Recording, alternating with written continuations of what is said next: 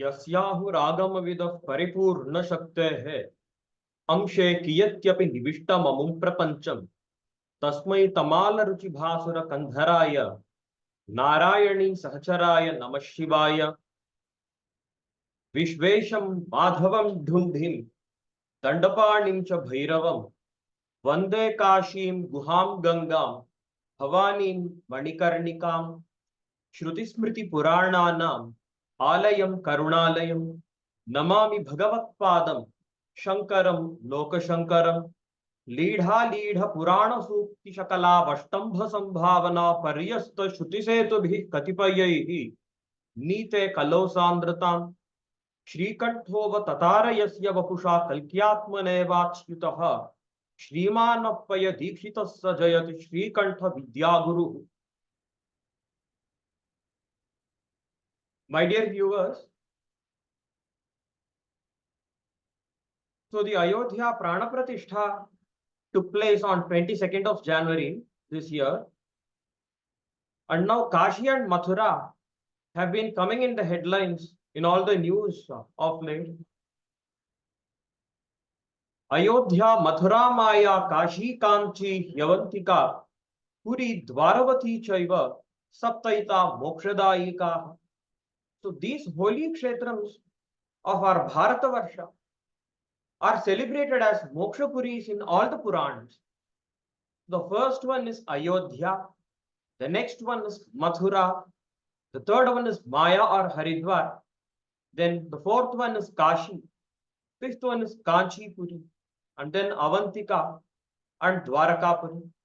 So these seven are considered as seven Mokshapuris. And among these seven Mokshapuris, Kashi is highly celebrated. And in Kashi, the most important temples are Vishveshwara, Bindumadhava, Vishalakshi Devi. And we all have been hearing of the name Gyanvapi.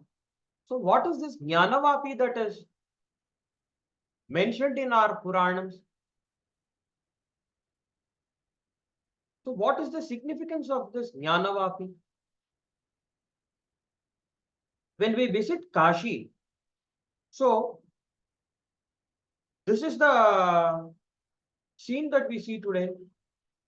So we see the Murti of Sri Nandikeshwara in front of a mosque. So in every Shivalayam that we visit, so the Murti of Vrishabhadeva will be lying in front of the Murti of Parameshwara.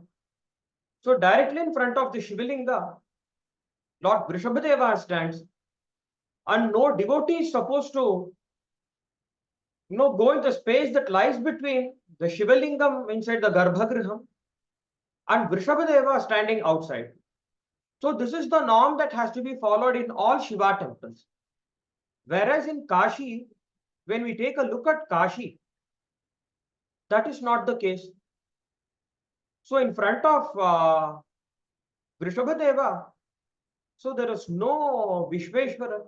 So the temple of Vishveshwara lies elsewhere, and directly in front of Vrishabhadeva is the Gyanvapi Masjid. So before we take a look into what is all this, so let us discuss the method of Pararthalaya Darshanam or temple worship with reference to the Shivalayas. So in every temple that we go, so there is a set of rules and regulations that have to be followed by the devotees. So we have some temples, Vishnu temples, that follow Vaishnava Agamas.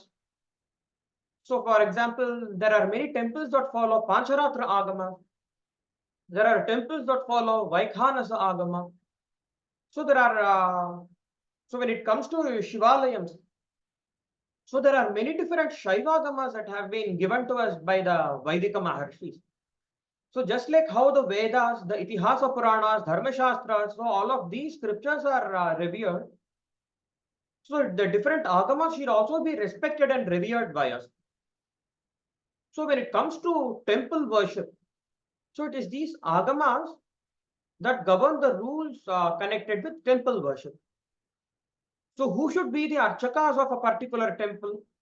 So what are the specific rules to be followed by the archakas no, in observing Nitya Puja and Puja during different no, Vishishta Kala? So all this is governed by the Agamas.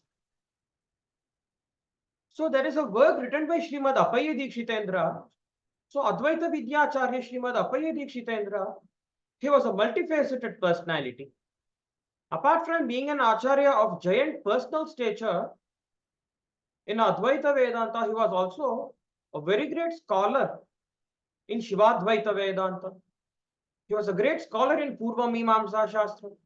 He was a great scholar in the Shaiva group of Puranas. He was a great scholar in Alankara Shastra. He was a versatile yogi purusha. Every day he used to perform Ashtanga Yoga. So apart from all of these different dimensions of Dikshitendra, he was also a great Upasaka. He was also he also had initiation in Shaivagamas. And in this Shivarchana Chandrika, so he gives the right method of puja to be observed for Shiva. So it involves, so the 99% of it is Atmartha Puja. So puja that has to be done in one's own house. So there are two different meanings. So Parartha Puja is different, Swartha Puja is different.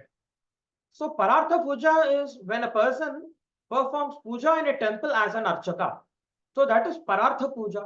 So Swartha Puja means when a person performs puja to the murtis in his house.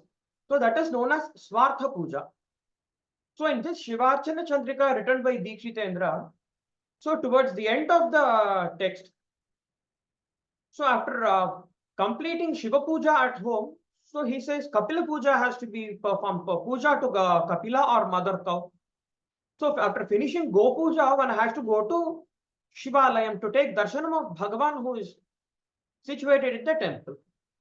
So Dikshitendra gives different steps that have to be followed in Parartha Puja, in Pararthalaya Darshanam. So it's not that we don't directly go when we go to a temple for darshanam, we don't directly enter into the Garbhagriha of Shivalingam to have darshanam. So Dikshitendra says there are certain steps that have to be followed. So the very first step is Pranama Vidhi, the proper method of offering namaskarams and then entering into the temple to take darshanam of the Pradhana Devata. The next one is Pushpanjali Samarpanam, offering handfuls of flowers.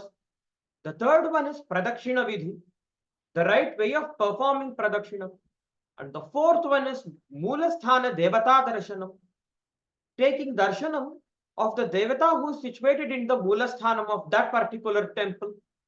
And then the fifth one is Devalayat Punaragamanam, so returning back from home.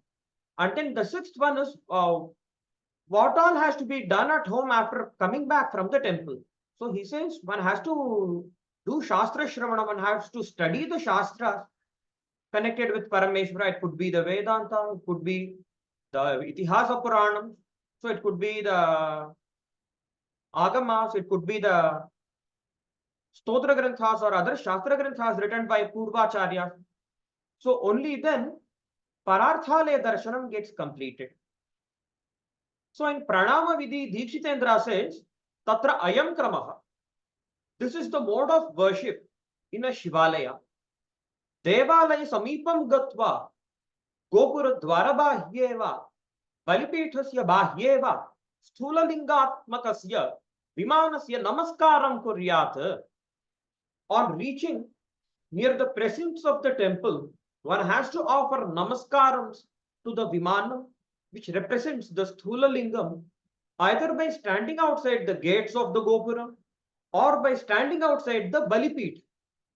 And then Dikshitendra says, Tataha Bhadralingasya Balipithasya Dvajastambhasya Drishabhasyapi Namaskaram Krutva. Thereafter, namaskarams should be offered to number one, the Balipitham which represents the Bhadralingam. Number two, the Dvajastambha. And number 3, Lord Vrishabha. And then Dikshitendra says, so he quotes a shloka mantra, a Puranokta shloka mantra that has to be recited by going near the Murti of Vrishabhadeva. Antah praveshe Shivadarshane cha Shivarchane tat phalasiddhilabhe dehyabhyanugnyam Bhagavan prasannaha Tatpada Padma Pranataya Mahyam. O Lord Vrishabha, I have offered obeisance to your lotus feet. Be pleased and grant me the permission to enter inside, to take darshanam of Lord Shiva, to offer worship to him, and to get the result of it. So only after getting the blessings of Vrishabhadeva, one has to enter into the temple. And then Dikshitendra says, Iti Vrishabham Samprarthya Balipithagradeshe Sashtangam Shivam Pranamet. After offering prayer to Lord Vrishabha in this way, Sashtanga Namaskaram should be offered to Lord Shiva in the space that lies inside the Balipit. So one has to go past the place where Vrishabhadeva's Murti is located, enter into it, and then offer Namaskarams. And then Dikshitendra says, Deham Vastrena Achadya na pranamet. So Sashtanga Namaskaram should never be offered by covering the torso with the cloth or uttariyam. So in the case of men, Sashtanga Namaskaram has been prescribed by the Agamas and Shastras. So whereas in the case of women, it is Panchanga Namaskaras. So women are not supposed to offer Sashtanga Namaskaram. Only men can offer Sashtanga Namaskaram, and women are supposed to offer Panchanga Namaskaram. And then Dikshitendra says, Shivasya Agraprishtha Vamabhaga Garbhagruheshu na pranamet. The Namaskaram should never be offered in the space that lies directly in front of Lord Shiva or behind it. It should neither be offered standing on the left side of the Lord or inside the Garbhagriha. And then Pratyangmukhe cha Uttara Dingmukhe cha Linge Vamabhage Pranamet. So generally, Namaskarams to the Shivalingam should be offered by standing on his right side. So there are exceptions when Namaskaram should be offered by standing on the left side of Bhagavan. And what are those exceptions? And Dikshitendra says, when the Shivalingam faces west or north, Namaskaram should be offered by standing on the left side of the Lord. So with this, the very first part of Pararthalaya Darshanam is discussed. So these are the general rules that have to be followed in Pararthalaya Darshanam or temple worship. And in each kshetram, there may be different rules that have to be followed. So different kshetram in different temples, there may be different rules. So this is just a general rule that Dikshitendra has discussed. So the next step in Pararthalaya Darshanam is Pushpanjali Samarpanam. Pranamya cha Devasya Purataha Pushpanjalim Shipet. After offering Namaskaram, handful of flowers should be offered in front of the Lord. So this has to be offered to the Murti of Bhagavan by giving flowers to the Archaka, and the Archaka would offer the flowers to the Murti of Bhagavan. And then the third step is Pradakshina Vidhi. And then Dikshitendra says, Tataha Pradakshinam Kuryat. So there are many details that are there in Pradakshinam. And I'm not going into the details of all of it. The fourth step in Pararthalaya Darshanam is Moolasthana Devata Darshanam. Says Dikshitendra, Tataha Dwarapalam Nandikeshwaram cha Namaskritya Tattadanugnaya Antah Pravishya Vighnarajam Pushpanjali Vikirina Mastakahati Purvakam Namaskritya Mandapam Pravishya Devadevam Namaskritya.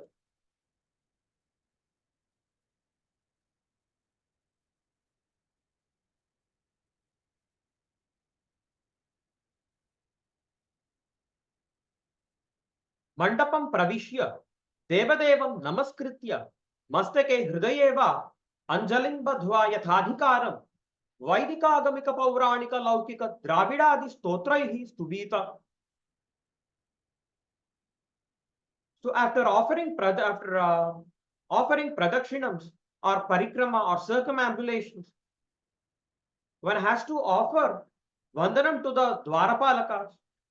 So just like how Jaya and Vijaya are there as dwarapalakas in Vishnu temple, so there are two dwarapalakas named Dindi and Mundi generally in Shiva temples. And then there is Nandikeshwara. So there is another Murti of Nandikeshwara. So Nandikeshwaram cha namaskritya, one has to offer namaskarams to the dwarapalakas and then to Nandikeshwara. A devotee has to obtain the permission of the dwarapalakas and Nandikeshwara. And then namaskaram should be offered to Vighnaraja or Bhagavan Ganapati. And then one has to enter into the mandapam. And then Devadevam Namaskritya. Before entering into the shrine, before taking darshanam of the Devata who is situated inside the Garbhagriha, one has to offer namaskarams to the Devata and then take his darshanam. And then so one has to offer Anjali Mudra. So one has to fold the palms in supplication. So Mastake Hridayeva Anjalim Badhva. And then one has to offer Vaidika Stotras. If a person is a Dvija who is eligible for chanting the Vaidika mantras, so if a person is an Agamika, if he is initiated into the Agamas, he is supposed to chant Agamokta Stotras, or Pauranika Shlokas could be chanted, Pauranika Stotras could be chanted, then Laukika Stotras in Sanskrit language. So the stotrams composed by acharyas like Shri Adishankara Bhagavatpada or Srimad Appaya Dikshitendra or Shri Sadashiva Brahmendra, such stotrams could be chanted, or Dravida Stotraihi. So it could be the Dravida Stotras, so the Tirumurai, Tiruvachakam, the compositions of the Nayanmars. So according to one's own adhikara or eligibility, a devotee has to chant any of these stotras while having darshanam of Bhagavan. So after this, Dikshitendra says, Devata Devalayatu Punaragamanam. So after while returning from the Devalayam, after having darshanam of Parameshwara, one has to have darshanam of Chandikeshwara. And there are certain rules that have to be observed while taking darshanam of Chandikeshwara. And then after all of this is done, a devotee has to come back home and do adhyayanam of the shastras. So he should do adhyayanam. It could either be adhyayanam of the shastras or the itihasa Puranas as per one's own adhikara. So this is how a pararthalaya darshanam has to be done. So this kind of pararthalaya darshanam is the right of every single Hindu. But do we have this in the topmost holy kshetram like Kashi? So we have been deprived of the most important temple in Kashi. So Vishweshwara's temple is no more ours. So it has been demolished. So just like how the Ram Janma Bhoomi was robbed away from us, just like how Krishna Janma Bhoomi has been robbed away from us, just like how thousands of other temples have been robbed away from us.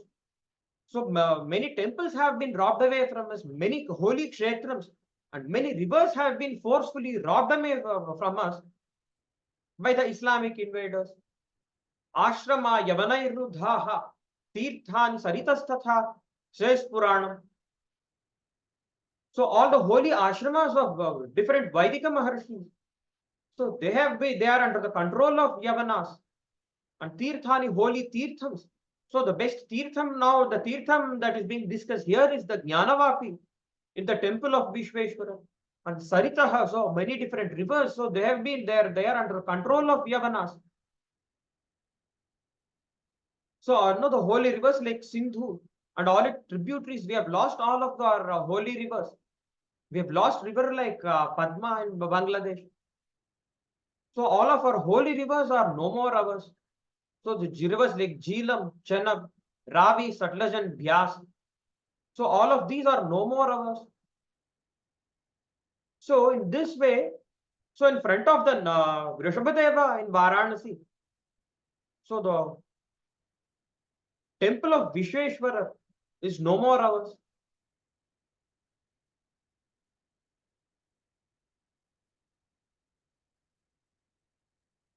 So this holy kshetram of Kashi saw her first Islamic attack in 1033 CE when Ahmad Nialkijin attacked Kashi with a small detachment of soldiers. And this Ahmad Nialkijin was the treasurer of Muhammad Ghazni. So in 1193 CE, Qutbuddin Aibak attacked Varanasi and destroyed the deities of 1,000 temples there. And this Qutbuddin Aibak was the military commander of Muhammad Ghori. And this was the first time the Murti of our beloved Vishweshwarar was destroyed. Between 1236 and 1240 CE, Sultana Razia erected a mosque in the place of Vishweshwarar's temple, and a new temple for the Lord was built on the site of Abhimukteshwarar. In 1490 CE, Sikandar Lodhi destroyed many sacred temples in Varanasi, and the newly erected Vishweshwarar temple was raised once again for the second time, and the temple was built once again by Raghunatha Bhattar, Raghunatha Panditar or Todar Malla in 1585 CE, and a new puja paddhati guided by Narayana Bhattar from Maharashtra was followed in Kashi after this. The third destruction of the Lord's Murti took place in 1669 CE by the tyrant Aurangzeb, and a new temple was erected by Mahatma Srimati Ahilyabai Holkar in 1785. And this is the structure that lies today as the temple of Sri Vishweshwarar. And this is the temple that is being visited by lakhs and lakhs of us today when we visit Kashi. So what is this Gyanvapi well that is situated within the premises of this Gyanvapi, the so-called Gyanvapi Masjid? So this is described in the Kashi Khandam of Skanda Purana. So we know that there are 18 Mahapuranams and 18 Upapuranams. Mahakavi Shri Nilakantha Dikshitar says, Asti Skandam Nama Tatpurushakalpavrittanta Pratipadakam Shivadharman Adhikritya Pravrittam Shatottaraikashiti Sahasra Grantha Sankhyatam Trayodisham Puranam. Skandam is a major Puranic work which narrates the events that took place in the Tatpurusha Kalpa. And this is a text that is that expounds the dharmas that are connected to a Shiva Bhakta. So what is a Kalpa? So Kalpa is a period of time equal to 432 crores.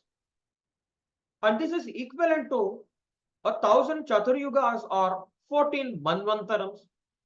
One Kalpam so is equal so this is one Kalpam forms half a day for Brahmadeva, and the other half day of a Brahmadeva is known as Pralayam. So Pralaya and Kalpa, so both of these have equal time. So a combination of one Kalpa and one Pralaya constitute one day of Brahmadeva. 30 such Kalpas make 1 month for him, and 12 such months make 1 year in the life of Brahmadeva. So that is 365 days. Such days constitute 1 year for Brahmadeva. And we are currently in Shvetavaraha Kalpam of the 51st year of Brahmadeva. And this Shvetavaraha Kalpam is the first Kalpam in the cycle of 30 Kalpas. And the 21st Kalpa in this cycle is Tatpurusha Kalpa. And Nilakantha Dikshita says that Skanda Puranam narrates the incidents that took place in a previous Tatpurusha Kalpa, that is the 21st Kalpa known as Tatpurusha Kalpa. And this Skanda Mahapuranam deals with the attributes and pastimes of Lord Shiva. And it is the 13th Puranam and it has 81,100 verses. So this Skanda Puranam, so there are two recensions of Skanda Purana. So one is the North Indian recension and the other one is the South Indian recension. Generally, the great acharyas and scholars of olden days in South India, they used to, whenever they quote verses from Skanda Puranam, so it is from the South Indian recension of it. So it has got 6 samhitas. Brahmi Samhita, Vaishnavi Samhita, Shankari Samhita, Sauri Samhita, Sanat Kumariya Samhita, and Suta Samhita. So today we only get Shankari and Suta Samhita. So the other 4 Samhitas, no, we do not get them. Even 500 years ago, during the time of Srimad Appaya Dikshitendra, to come across a copy of the other 4 Samhitas of South Indian Skanda Purana was extremely difficult. So that was the case of the South Indian Skanda Puranam. So for any Puranam that that exists, so there are different recensions that have been preserved in different parts of the country. So the way the North Indian scholars have preserved their recensions of our Puranams, we in South India have not preserved them, like that. For example, today the South Indian recension of Skanda Puranam is not available in complete. So in the same way, so there are 26 chapters of Padma Puranam that deal with Gajaranya Kshetra Mahatmyam or the greatness of Tiruvanekaval Kshetram in Tamil Nadu. So such Puranam, the way the North Indians have beautifully published the Puranams. So today we have Gita Press of Gorakhpur and Chaukamba Publications. So they have beautifully published the North Indian recensions of all of the Puranams. So whatever we study today as Puranam, so it is only from these publications that we study today. So this the greatness of this Gyanvapi has been discussed in the North Indian recension of Skanda Puranam. So the North Indian recension of Skanda Puranam, it has got many divisions, so 7 different khandams. And in the Kashi Khandam, so it has got 100 chapters. So it is divided into 2, Purvardham and Uttarardham. So in the Purvardham, so there are 2 chapters that deal with the greatness of this Jnanavapi or the well of knowledge. So this Skanda Puranam, so here this is a dialogue between Bhagavan Subramanya and Maharshi Agastya. So in the whole of this Skanda Puranam, Maharshi Agastya receives instructions from Bhagavan Subramanya or Skanda. So here Bhagavan Skanda narrates the glories of this Jnana, the well known as Jnanavapi. So he says, in a former Krita Yuga, so one of the 5 manifestations of Bhagavan named Ishana. So Ishana, Tatpurusha, Sadyojata, Vamadeva and Aghora. So these are the 5 manifestations of Parameshwara. So one of the 5 manifestations of Bhagavan named Ishana, he entered the holy kshetram of Kashi and he saw the Shivalingam that manifested itself in some bygone era when there was a battle between Lord Vishnu and Lord Brahma as to who was superior. And this was this is a Swayambhu Lingam. And that Shivalingam that surrounded, so this that appeared itself, so it was surrounded by the effulgent flowers on all sides. And this Shivalingam was worshipped by multitudes of gods and sages, Siddhas and Yogins, Gandharvas and Charanas, and other divine beings. When Ishana saw this divine Shivalingam, he dug a well using his Trishulam and waters emerged from it. and flowed in all directions. And says Bhagavan Skanda, Tairjalai snapayam chakre त्वस्पृष्टैरन्यदेहिभिः तुषारैर्जाड्यविधुरैः जञ्जपूकौघः हारिभिः. Lord Ishana offered Abhishekam to the Shivalingam of Vishveshwarar by taking the waters that emerged from the bhumi which he dug up. And how were those waters? So they were not touched by any other living entity, and they were those waters were extremely cold. Jadya vidhuraha. So the Jadya vidhurani means they were completely devoid of ajnanam. Sahasradharai kalashaihi sa ishana ghatodbhava sahasrakritva. And then he says, so through 1,000 kalashas, so through 1,000 pictures, Ishana drew waters and offered them as abhishekam to that Shivalingam, O Maharshi Agastya. And eventually, when Bhagavan Vishveshwarar was pleased with Ishana, the Supreme Lord Parameshwara appeared himself in person and asked him to ask for any boon that he wished. And to this, Ishana replied that he only wanted this holy Tirtham to be named after Bhagavan himself. And Vishveshwara Uvacha, Trilokyan Yani Tirthani, Bhurbhuva Swasthitanyapi, Tebhyokhilebhyas Tirthebhyah, Shivatirtham idam param. So, whichever Tirtham exists in the whole of this world, so in the Bhuhu group of words, the Bhuvaha system of words, and the Swarlokas. So in all of these three systems of planets, so whichever holy Tirtham exists, this Tirtham known as Gyanvapi, so it is more auspicious than all of the other Tirthams put together. That is the sanctity of this holy Tirtham known as Gyanvapi.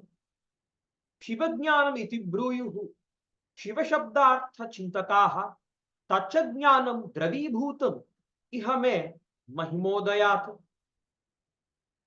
Shiva Shabdartha Chintakaha Tat Tirtham Shivajnanam iti bruyuhu. Those scholars who study the meanings of words, they celebrate this Tirtham as Shivajnanam. So this Gyanvapi Tirtham is also known as Shiva Jnana Tirtham, says Vishveshwarar himself. And then he says, Tachajnanam me mahimodayata iha dravibhutam. And that jnanam or knowledge has taken the form of waters in this holy place as a result of my greatness. And what is the meaning of this word, Shiva Jnanam? So when we look at the works of Srimad Apaya Dikshitendra, so this is how the word Shivajnanam could be interpreted and explained. Shivasya Jnanam is Shivajnanam. So Jnanam concerning Shiva is Shivajnanam. What is the meaning of the word Shiva? So says Dikshitendra in his Shiva Tattva Vivekam. So there is a wonderful stotram known as Shikharani Mala written by Srimad Apaya Dikshitendra. And this Shikharani Mala Stotram establishes the supremacy of Parameshwara by bringing out the deep meanings of the Shruti Vakyams, the Smriti Vakyams, and the Itihasa Purana Vakyams. Dikshitendra has organized it into two sections. The first one is the Shrutyartha Vicharaha, or deliberation upon the meaning of the passages of the Vedas and Upanishads. The other one is Upabrahmanartha Vicharaha, deliberation on the meaning of the Upabrahmanas or the Itihasa Puranas. So here, Dikshitendra has written his own Sanskrit commentary on Shikharani Mala known as Shiva Tattva Vivekaha. So if we interpret the word Shivajnanam here based on Shiva Tattva Vivekam. So this is how it could be interpreted. Shivam Nirasta Kartrikarmadi Bheda Prapancham Akhilavaangmanasa Pathatītam Nirgunam Shiva Tattvam Yadva Swadhishthita Nirvachaniya Mayadi Kalpita Gunadi Vibhagam Angavyayadhyanantamangalya Gunamanigana Ratnakaram नीलकंठत्व विरूपाक्षत्वादि विशिष्ट शुद्ध सत्वमय विविध विग्रह विभ्राजमान शिव भव रुद्र महेश्वर देवाद्यनंत पर्याय विख्यापित महिम विलासम सकल विप्रकुल दैवतम उमा सहायम परम शिव शब्दितम तस्यैव सगुणम रूपम. So there are the word Shivam, the word Shiva could be interpreted in two ways. So the first interpretation to it is Nirgunam Shiva Tattvam. Nirasta Kartrikarmadi Bheda Prapancham. So that supreme impersonal being, which is devoid of all designations like Karta, Karma, and Karanam. So that supreme being which is devoid of all these designations is Shiva. And Akhilavangmanasa Pathatītam, that supreme being which is transcendental to all the pathways of the Jihvendriyam and the Antarindriyam known as Manas. And then Nirgunam, so that supreme being which is impersonal. So that could be interpreted as Shivam. Yeah, or otherwise, Swadhishthita Nirvachaniya Mayadi Kalpita Gunadi Vibhagam. So that supreme being which exists in the form of Saguna Brahman. So when it comes into contact with its own Maya, so Swadhishthita Anirvachaniya Maya. So Maya is known as Anirvachaniya. Maya can never be described. And this says Maya is something that exists on the Supreme Brahman. So Swadhishthita Anirvachaniya Maya. And when this Maya, so when when Brahman comes into contact with its own Maya, so there are two different products. So when Maya in the form of Vidya gets associated with Brahman, the product is Ishvara. So Saguna Brahman in its different forms, Adityam, Ambikam, Vishnum, Gadanatham, Maheshwaram. So the different personalities of Godhead, Bhagavan Narayana, Devi, Vinayakar, Subramanya, Parameshwara, all of these are aspects of Saguna Brahman. When the supreme impersonal Brahman gets associated with Maya in the form of Avidya, is Jivatma. So, when Maya in the form of Vidya gets associated with Brahman, so she results in the production of many different gunas. So, as a result of it, different aspects of Brahman come into existence. And then Angavyayadhyanantamangalya Gunamanigana Ratnakaram. So this Saguna Brahman is associated, so this is a storehouse of innumerable jewel-like attributes. And what are those attributes? So there is a group of attributes known as Angadi Gunas, 6 gunas known as Angadi Gunas. And then there are 10 gunas known as Avyaya Gunas. And there are 6 gunas known as Bhaga Gunas. So when Brahman exists in the form of Ishvara or Saguna Brahman, so it is associated with all of these divine attributes. And then it exists in many different murtis. Neelakanthatva, Virupakshatvadi, Vishishta, Shuddha Sattvamaya, Vividha Vigraha, Vibhrajamana, says Dikshitendra in Shiva Tattva Viveka. Neelakantha is one Vigraha of Parameshwara. Virupaksha is another Vigraha of Parameshwara. So there are many different forms of Ishvara. And then Shiva Bhava Rudra Maheshwara Mahadeva Dhyananta Paryaya Vikhyapita Mahima Vilasam. So his leelas or the greatness of his leelas have been explained by many different names like Shiva, Bhava, Rudra, Maheshwara, Mahadeva and others in the passages of the Shrutis, in the passages of the Smritis, in the Itihasams and Puranams. And then this Saguna Brahman is Sakala Viprakula Daivatam. This is the deity that is worthy of the worship of the entire lineage of Brahmana. And this Saguna Brahman is Uma Sahaya. So he is associated with Devi Uma as his consort. And Paramashiva Shabditam Tasyaiva Sagunam Rupam, says Dikshitendra. So these are the two aspects of Brahman. So the Supreme Brahman is Nirvishesham Brahman. So this Nirvishesham Brahman could be obtained through realization. So this is Nyayam Brahman. This is known as Supreme Brahman is known as Nyayam Brahman. And the Aparam Brahma is known as Upasyam Brahma. So this Upasya, the Saguna Brahman could be obtained through Upasanas. And then the knowledge of both of these aspects of Brahman could be found in the Vedas, the Upanishad Kandam of the Vedas, in the Uttaramimamsa Shastram, also known as the Vedanta Shastram.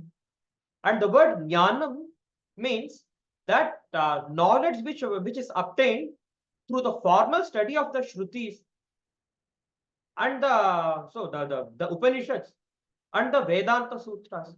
So that is Shabdam Brahmajnanam. So theoretical Brahmajnanam. And then the other type of Brahmajnanam is Aparokshanubhavajanyam Brahmajnanam. So when a devotee engages himself in the process of Ashtanga Yoga, and when he is situated, when he is always situated in the state of Samadhi, so through Samadhyanushtanam, the Supreme Brahman could be realized. So whatever has been studied in the Upanishads, in the Itihasa Puranams, and in the Brahma Sutrams, so the realization of it could be had only when a sadhaka engages himself in Samadhyanushtanam through the process of Ashtanga Yoga. So that is the meaning of the word Shivajnanam. And that Shivajnanam is nothing but the waters of Gyanvapi. So the waters of this holy Tirtham known as Gyanvapi is nothing but Shivajnanam. And the next shloka of Skanda Puranam's Kashi Khandam, so it says, Ato Jnanodana Namaitat Tirtham Trailokya Vishrutam Asya Darshana Matrena Sarvapapai Pramuchyate. As a result of it, this Tirtham is known as Jnanodana. So in all the three words, this is famously known by the name Jnanodana. By having mere darshanam of this Jnanvapi Tirtham, an individual gets released from all karmic reactions. Phalgutirthe narasnatva santarpya pitamahan yatphalam samavapnoti tadatra shraddha karmana. So the punyam that is obtained by a person by performing Gaya Shraddham. So Phalgu Tirtham is situated in the Gaya Kshetra.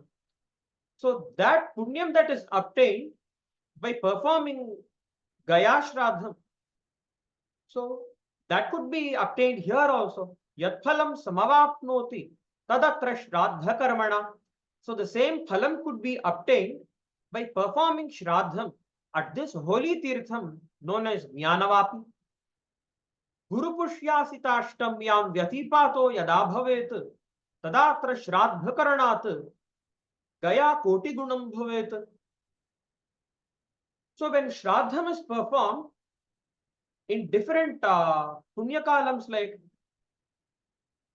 on Thursdays that coincide with Pushya Nakshatram, or on Ashtami, or on a day of Vyatipatam or Amavasya, when Shraddham is performed here in this holy Tirtham of Jnanvapi, so it gives 1 crore gunas of an ordinary Shraddham that is performed.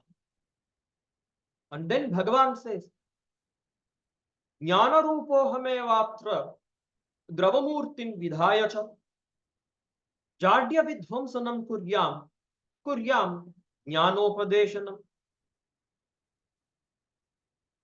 Aham eva atra jnanarupah asmi. So it is me who is situated here in the form of jnanam, says Vishveshwara. So the word aham means sarva jagat karana, sarvatmakah, sarvaishvarya sampannah, mumukshupasrupyah, umasahayah, paramashiva shabditam, sagunam brahma. That is the meaning of the word aham here. So the word aham, so Bhagavan is sarva jagat karana. He is the cause of the creation, maintenance and annihilation of everything that exists in this material world. And he sarvatmaka, it is he who exists in the form of the whole of this prapancham. He sarvaishvarya sampannaha. He has every single opulence and mumukshu pasrupyaha. So he has to be worshipped by everyone who wants to obtain moksha. And he is Umasahaya, he is the Lord of Devi Uma. And he is that Sagunam Brahman, which is known by the word Paramashiva. And so that Supreme Lord, he exists in this Gyanvapi Tirtham. As so in the form of water, so Jnana Rupaha, in the form of Jnanam, he exists in this Gyanvapi Tirtham. And how does he exist? In the form of Jnanam in this holy Kshetram. Dravamurtim Vidhayacha, he says. So I take the shape of waters in this holy Tirtham and then exist in the form of waters here. So the waters that emerge from Jnanavapi are no different from Parameshwara himself. So they are no different from Shiva Jnana. So that is what Bhagavan says himself. And then Jadya Vidvamsanam Kuryam, Jnanopadeshanam Kuryam, he says. So for those sadhakas who are engaged in the strict observance of Varnashrama Dharma, those sadhakas who perform the Nityanaimittika karmas as per their own adhikara, so they obtain Chitta Shuddhi that is required to cultivate the knowledge of Nirvishesham Brahma. So when such sadhakas work hard to achieve mukti by the study of Vedanta, so Bhagavan will bless such sadhakas. So Bhagavan says, so that is what Bhagavan says in the other half of this shloka. So Jadya Vidvamsanam Kuryam Jnanopadeshanam. So whatever be the state of a Jivatma, so when he approaches Vishveshwara with the right bhava, he will gradually lead us to the path of mukti. So whatever may be a person's varna, whatever may be a person's ashrama, so a person may be a woman, so a Jivatma may be a Puman. So whatever it is, depending on each person's adhikara, so Bhagavan will bless each individual Jivatma to achieve mukti. And then he says, Jadya Vidvamsanam Kuryam. So what is the meaning of the word Jadyam here? Jadya Vidvamsanam means Jadyasya Vidvamsanam, Jadya Vidvamsanam. Destruction of Jadyam. So I will destroy the Jadyam that exists. So what is this? So the word Jadyam means Ajnanam. So lack of knowledge of the Supreme Self. So the word Ajnanam means Dehadibhyaha. So Atmanaha, Bhinnatva, Avikrayatva, Chidrupatva, Paripurnatva, Akhandanandaika Vedanam is Jnanam. So when the absence of such kind of Jnanam is known as Ajnanam. So when a person identifies himself so with this physical body and with the Indriyas, so that is known as Ajnanam. So when this Ajnanam, which covers the Jnanam, so when this Ajnanam is removed, So Jnanam will start blossoming. So when there is blossoming of Jnanam, Mukti takes place. So that is why Bhagavan says, Jadya vidvamsanam kuryam. I will bring about the destruction of Ajnanam in the Jivatma. And Jnanopadeshanam kuryam. I will do the instruction of Jnanam, or the realization of one's own self with the supreme impersonal Brahman. So that is known as Jnanopadeshanam. So Savilasa Vidya Nivartakasya Brahmajnanasya Upadeshanam. So that is the meaning of the word Jnanopadeshanam. So all of this is possible only with the mercy of Parameshvara. And this is what Srimad Apaya Dikshitendra says in all of his texts. So without the mercy of Parameshvara, so along with Narayan, who is Narayani Sahacharaha, who is situated with Devi Uma. So without the blessings of Parameshvara, this supreme Advaita Jnanam is never possible.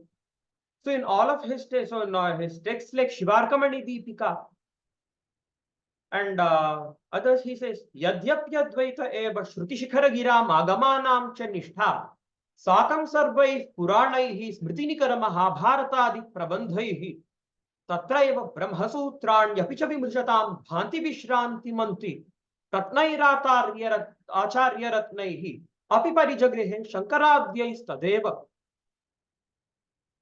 Yadyapi Advaite eva. So the consensus of all the Vedas, along with the Upanishads, the Agamas, all the Itihasa Puranas, is there in Advaita alone. So the consensus of all the Brahma Sutras is there in Advaita alone.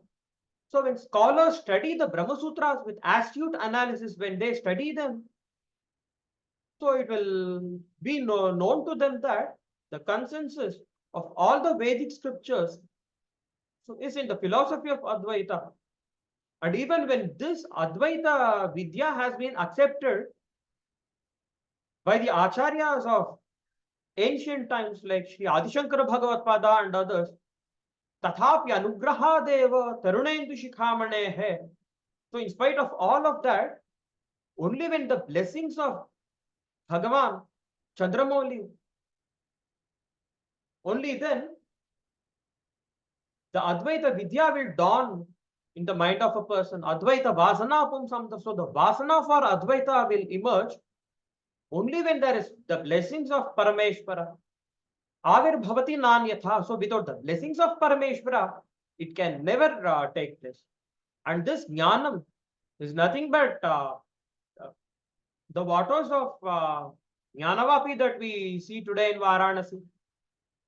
So Bhagavan himself exists in the form of Shivajnanam, and that Shivajnanam has taken the form of waters in Gyanvapi Tirtha. So this part of the Kashi Khandam is over. So the greatness of Gyanvapi. So in this series, the first part of this series is over. So in chapter 33 and 34 of Kashi Khandam, the greatness of Gyanvapi have been described. So the first 52 shlokas have been dealt with here. So the remaining portion of it will be dealt with in the forthcoming videos. So this is the Murti of Nandika Vrishabhadeva. So let us hope that we Hindus get control of the original temple of Vishveshwara and the Gyanvapi Tirth. So with this, I conclude this video. Namah Parvati Pataye Har Har Mahadeva.